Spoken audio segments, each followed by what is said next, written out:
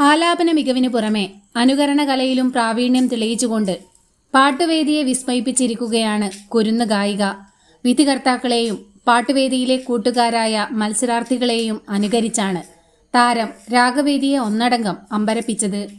വിധികർത്താവായ യുവ ചലച്ചിത്ര പിന്നണി ഗായിക നിത്യ മാമനെയും മത്സരാർത്ഥിയായ കുട്ടിപ്പാട്ട് താരം ഗൗതം കൃഷ്ണയെയുമാണ് താരം അനുകരിച്ചത്.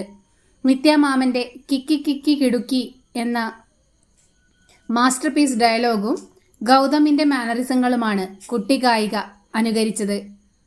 അനുകരണത്തിന് പുറമെ മേലെ പൂമല എന്ന സലിൽ ചൗധരിയുടെ നിത്യഹരിത ഗാനം ആലപിച്ചും താരം വിധികർത്താക്കളെ കയ്യിലെടുക്കുന്നുണ്ട്.